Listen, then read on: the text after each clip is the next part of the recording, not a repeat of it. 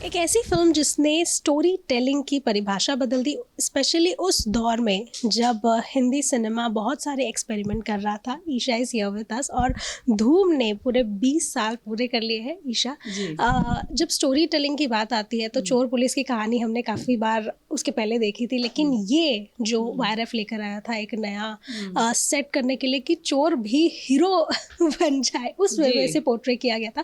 Firstly इसी पे जानना चाहेंगे क्योंकि स्टोरी कुछ उस तरह से आई थी और you have been a beautiful part of the film. How was the entire experience? Well, it was a wonderful experience being part of Dhoom, and now it's completing 20 years. Time flies, and we all are very, very happy that the generations that are there today and the coming generations, वो लोग भी enjoy करते हैं धूम को। छोटे छोटे बच्चे भी, जब मैं किधर ट्रैवल कर रही हूँ या कुछ, तो मुझे मिलकर they all connect with धूम।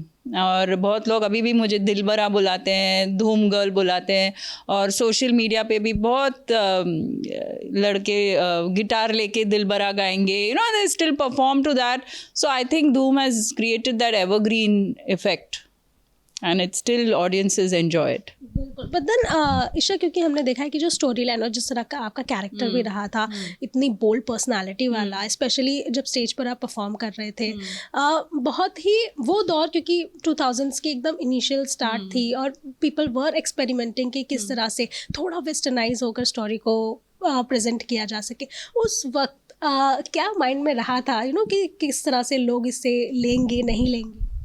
आई थिंक आदित्य चोपड़ा जी ने जिनको कास्ट किया, we were all very ready with the forward thinking. तो मुझे जो भी कराया था अभी फिल्म में, मुझे बिल्कुल नहीं लगा कि मैं क्या कर रही हूँ।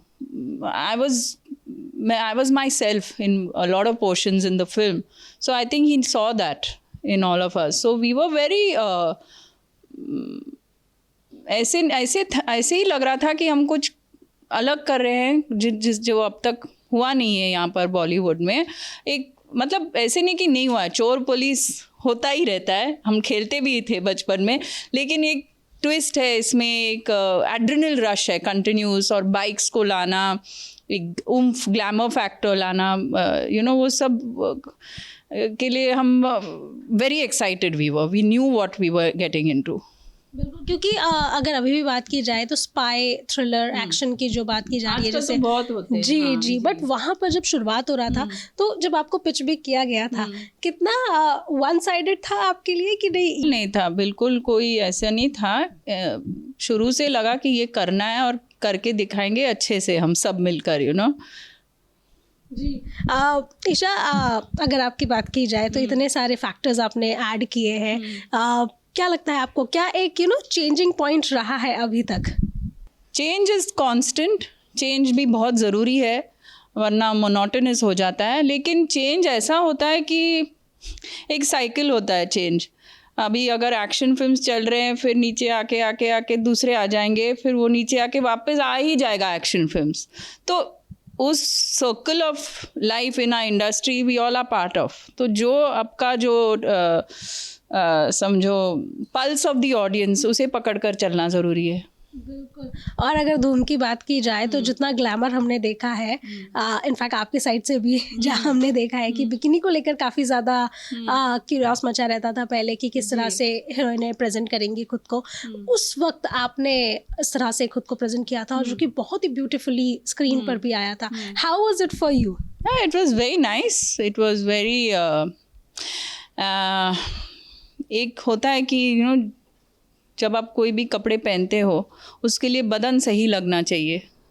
तो मेरा दिमाग में था, मेरे जो लुक था वो एक वेरी टोन्ड लुक था, lean and toned look. That's what made it look dignified and nice.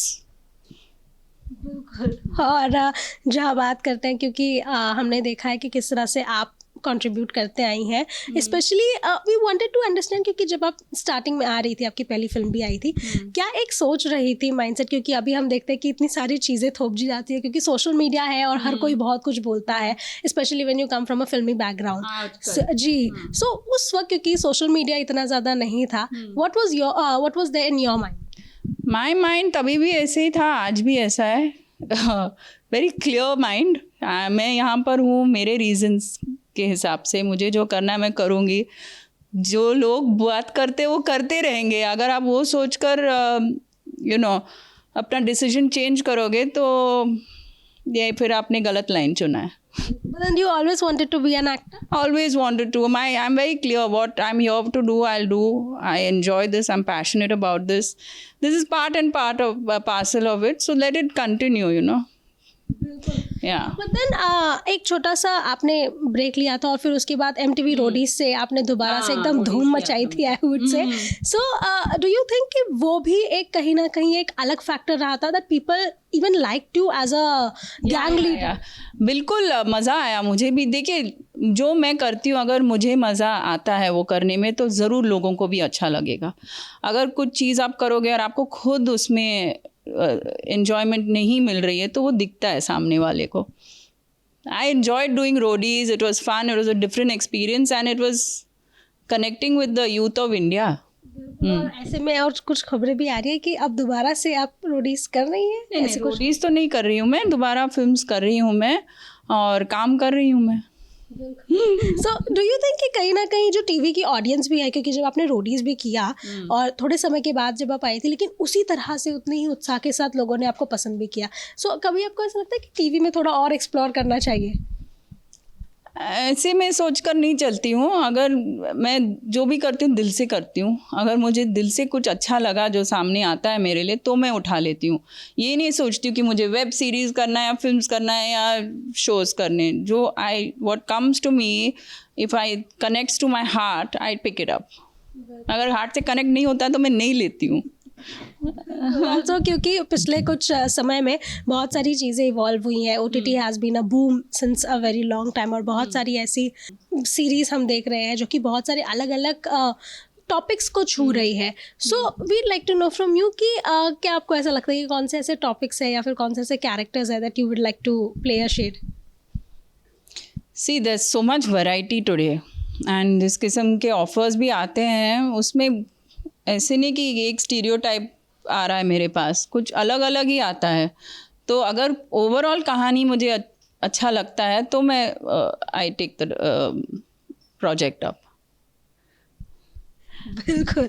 और अगर बात की जाए आपके, क्योंकि धूम 20 साल हो गए, क्या एक अनटोल्ड स्टोरी आप शेयर करना चाहेंगी धूम को लेकर? अनटोल्ड तो अनटोल्ड ही रहता है हमेशा. Especially in today's time, it better be untold only.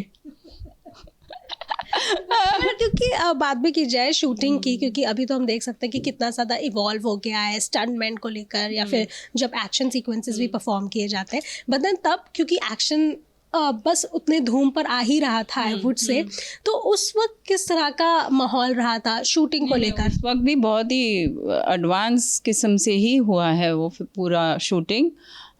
The production house, Yashraj Films, Aditya Chopra, they always get the best with full safety and security for the artist. So वैसे ही हुआ वो भी तभी भी. बिल्कुल. और आपके कुछ वीडियोस भी मैंने देखे पुराने वाले जहाँ पर धूम मचाले आप कहीं प्रमोट करने गए हैं और फिर उस तरह से सारी ऑडियंसेस चिल्ला रहे हैं आपको. सो किस तरह का ऐसे कोई फैन मूवमेंट रहा है आपका? बिल्कुल होता है. तब भी हो रहा था, अभी भी होता है. इनफैक्ट मैं जहाँ पर भी जाऊँ कोई फंक्शन में या कुछ तो मेरी एंट्री हमेशा धूम मचाले से ही करते हैं लोग या दिलबरा. और बुलाते भी है मुझे दिलबरा और शुरू में जब ये फिल्म जस्ट रिलीज़ हुई थी मैं शिमला में शूटिंग कर रही थी अजय देवगन के साथ. और स्ट्रीट्स पर हमारा एक शॉट हो रहा था तो रूम जस्ट रिलीज्ड और बहुत भीड़ था वहाँ पर शूटिंग देखने. तो मैं निकली वैन से चल रही थी अजय के साथ शॉट देने. अचानक सारे लोग चिल्ला रहे दिलबरा. तो मुझे नहीं समझ में आया क्या हो रहा है. फिर अजय ने They're calling you. I said, oh God, now they're calling me दिलबरा. मतलब धूम निकल पड़ी है. और काफ़ी उस तरह से क्योंकि बहुत ही अलग टॉपिक था और क्योंकि चोर को जस्टिफाई किया गया था कि वो चोरी जो कर रहा है वो सही कर रहा है. अगर जॉन जैसा चोर हो तो हर बात पर जस्टिफिकेशन ही होगा क्योंकि all the girls used to look at him and be like हाँ ही सो गुड लुकिंग. तो सारे लोगों को चोर पर क्रश होता था तभी. हाँ सो प्लीज़ जाते जाते ये बता दीजिए कि क्योंकि हमने देखा है कि कितना अलग रहा है इस फिल्म को लेकर भी, और आने वाले प्रोजेक्ट को लेकर कि किस तरह से हम और आपको धूम मचाते हुए देखने वाले हैं। जी बिल्कुल। अभी मैंने एक फिल्म की शूटिंग शुरू होने वाली है। It's with Vikram Bhatt, which I am working again with after अनकहीं।